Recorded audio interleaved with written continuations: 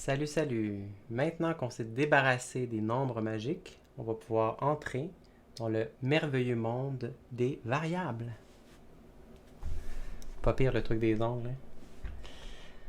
Alors, ce qu'on va faire, on va partir de ce qu'on avait ici dans le dernier épisode, une petite ellipse, une magnifique ellipse. Et pour rendre ça un peu plus simple, je vais en faire en fait un cercle. Donc, je vais réécrire mon code ici pour commencer par faire plutôt un cercle. Et je vais appeler ça la taille, en fait, parce qu'un cercle, ça a la même hauteur, donc ça a la même hauteur que largeur. Donc, c'est la même valeur, que ce soit la hauteur et la largeur. Donc, je vais utiliser ça ici pour avoir cette propriété-là. Et je vais aussi, en fait, ce que je vais essayer de faire, c'est, juste pour revenir ici à mon image originale, je vais essayer de faire quelque chose de, bon, pas tout à fait pareil, mais un peu de s'en aller dans cette direction-là, de faire comme des cercles, finalement, concentriques. OK? Donc, on va commencer par un gros cercle et tranquillement, on va le rapetisser. Donc, on commence avec 1. Je vais faire. Comment on fait déjà les. Pour changer l'épaisseur du trait. Ah oui, donc stroke weight, hein, on s'en rappelle. Puis je vais mettre ça à. Je vais mettre ça. Je vais utiliser un nombre magique une seule fois pour le mettre un peu plus épais. J'aurais pu aussi décider de le mettre ici. Hein. J'aurais pu dire circle stroke weight. Ça aurait été peut-être plus clean de le faire comme ça. Fait que faisons-le comme ça. OK, comme ça, c'est clair. Et là, j'ai mon premier cercle. Je vais peut-être commencer un peu plus gros par ailleurs. Peut-être je vais mettre à 500. Bon, une façon que j'aurais pu faire d'ailleurs, plutôt que de dire, encore une fois, à ce niveau-là, j'aurais pu utiliser une proportion de width. J'aurais pu dire width fois 80%. Hein? On l'avait vu plus tôt. Oh, ça marche pas. Qu'est-ce qui se passe? Ah, qu'est-ce qu'on me dit? Type mismatch. Float does not match with int. Ah, ok, oui, c'est ça. Ça, c'est un problème. Qu'est-ce qui se passe ici? Ça se peut que vous ayez ça quand vous faites des expressions, quand vous faites des calculs mathématiques comme avec des variables fractionnaires. Ok? Je vais juste vous montrer. La raison, en fait, c'est que 8 fois 0.8, vu que 0.8, ce n'est pas un nombre entier. Et quand on multiplie dans Processing un nombre, n'importe quel nombre, par un nombre fractionnaire, automatiquement, la valeur ici, OK, ça va devenir un nombre fractionnaire. On s'entend que 800 fois 0.8, vous et moi, on sait que ça, en réalité, ça arrive flush. Hein, ça va arriver à... je pense qu'on avait dit 640. Je vais juste vous l'imprimer, la valeur ici de width fois... Je vais juste remettre ça ici pour que ça marche. Je vais vous l'imprimer, la valeur de width fois 0.8. OK? Et comme vous voyez ici, ça indique 640.0.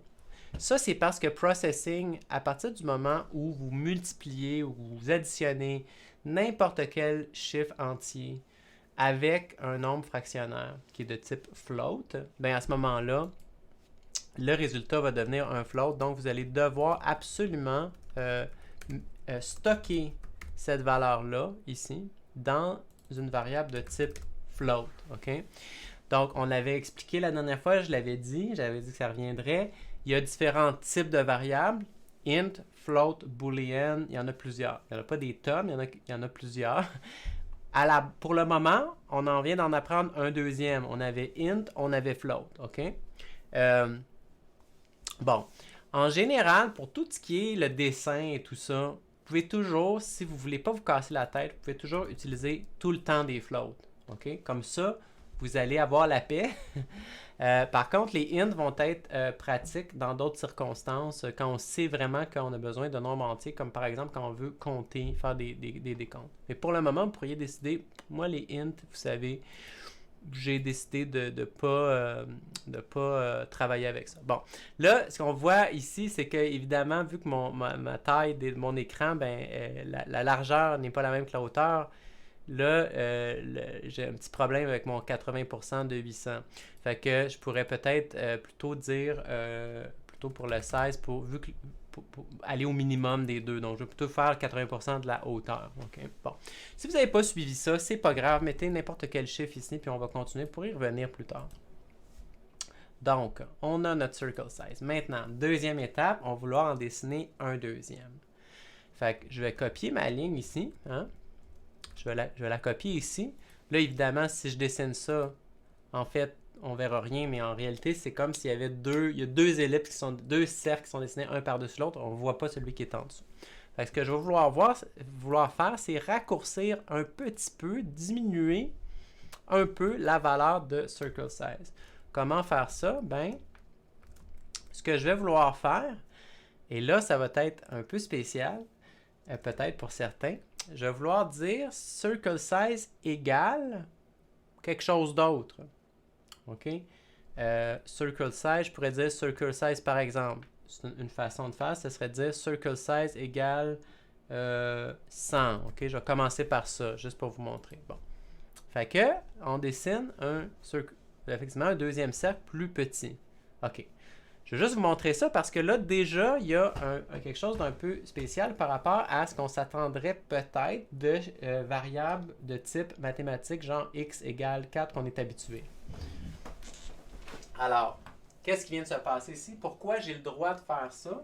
C'est que les variables en programmation, c'est pas tout à fait, ça ne fonctionne pas exactement de la même manière que les variables en mathématiques. Hein? En mathématiques, si je dis x égale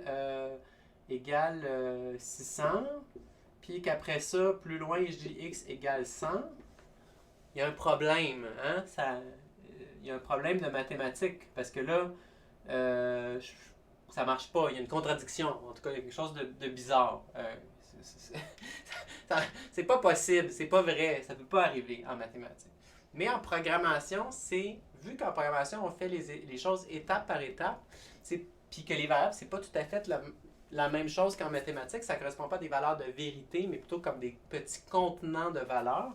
Mais on peut tout à fait faire ça en programmation. Donc, on peut dire x vaut 600, on fait quelque chose, plus tard, x vaut 100, on fait d'autres choses. Qu'est-ce qui se passe en fait? Pour le représenter, on va reprendre notre exemple de la petite boîte. OK? Avec une petite étiquette ici. Bon, là, on avait appelé ça, moi j'avais appelé ça circle size. Puis, j'ai décidé au début de mettre une valeur, bon, peu importe, là, au début, j'avais mis la valeur, mettons que j'avais mis la valeur 600. OK? Donc, au moment où j'appelle ma première ellipse, je dessine ma première ellipse avec mon circle size. Oh, pardon, je dépasse. Avec mon circle size, ma première ellipse, ben, elle va avoir une taille de circle size. Et à ce moment-là, Processing va aller ouvrir la boîte. Regardez, c'est quoi qu'il y a dans le circle size? Ah, c'est 600. Donc, 600. Cool. Je vous dessine une ellipse, un cercle de 600. Plus tard, je reviens dans mon code et là, je fais circle size égale, je vais juste vous montrer, donc je fais circle size égale 100 ici. Et là, à ce moment-là, qu'est-ce qui se passe quand je fais ça? Ben, c'est que je vais venir chercher circle size et je vais mettre un nouveau chiffre à l'intérieur. Je vais mettre le chiffre 100 cette fois-ci. Qu'est-ce qui va se passer quand je vais venir dessiner ma deuxième ellipse? Ben, à ce moment-là, la valeur va avoir changé et c'est ce qui va faire que je vais dessiner la deuxième ellipse avec une autre valeur. Donc c'est ce qui explique pourquoi j'ai le droit de faire circle size. Maintenant, regardez bien ça, suivez-moi parce qu'il y a quelque chose d'encore plus funky qu'on peut faire. Mettons que ce que je veux faire, c'est un peu pour refaire l'image, je vais remettre mon image de départ. Donc, en fait, imaginons qu'effectivement, je veux faire des cercles concentriques, un peu comme ceci. À ce moment-là, ben, ce que je voudrais peut-être vouloir faire, c'est dire, ben, à chaque étape, je vais diminuer un petit peu à chaque fois la taille de mon cercle. Donc, ce que je vais faire, je vais juste pour simplifier un petit peu, OK? Ça va être juste plus clair, donc vous allez pouvoir mieux me suivre. Ici, là, pour la taille, je vais mettre 500, OK? On va commencer comme ça va être plus simple à suivre. Donc, je vais mettre 500 ou ouais, 500. Et fait qu'on va, puis ici, on va essayer de passer de 500 à chaque fois, on va baisser, mettons, de 50 pixels. Fait qu'on va passer de 500 à 450. OK, bon, après ça, on pourra voir là, si on peut continuer. On va commencer par ça. Donc, comment est-ce que je pourrais exprimer que je veux baisser de 50? Alors, suivez-moi. Ce que je peux faire, je peux écrire circle size égale circle size. OK, moins 50. Ça peut paraître bizarre. Je vais juste le rouler pour que vous me croyiez, OK? Donc, effectivement, ça fonctionne. Qu'est-ce qui s'est passé ici? Bon, ben, ce que je viens de faire ici, c'est que, pourquoi ça marche? C'est que, en fait, Processing va commencer par évaluer la partie à droite de l'équation. Fait qu'il va commencer par dire, OK, on ne s'occupe pas de ça pour commencer, on s'occupe juste de la partie à droite. Et à droite, on retrouve une opération mathématique. Fait qu'il va dire, qu'est-ce qu'il y a ici? Circle size moins 50. C'est quoi circle size? Circle size, ça vaut 500. Ici, hein? Ça vaut 500. 500 moins 50, ça vaut 450. Et là, il va dire, ben parfait, donc circle size égale 450. OK?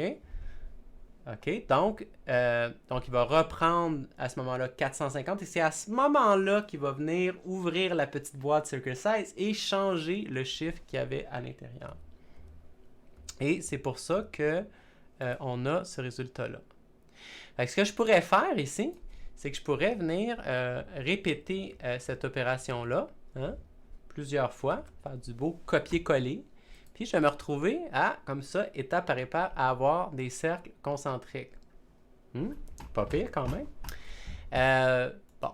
Là, ce que je vais vous donner comme petit exercice, c'est je vais vous demander, premièrement, de venir remplacer ce chiffre-là, 50, par un...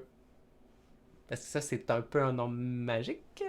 Donc, le remplacer par une variable. Vous pouvez appeler ça comme vous voulez, circle, step ou peu importe, vous pouvez appeler ça comme vous voulez, que vous allez mettre ici au début. Et ensuite, ben, essayez de voir qu'est-ce qui se passe quand vous changez ces variables-là, ces valeurs-là, puis en faisant comme ça votre fameux copier-coller, de venir essayer de reconstituer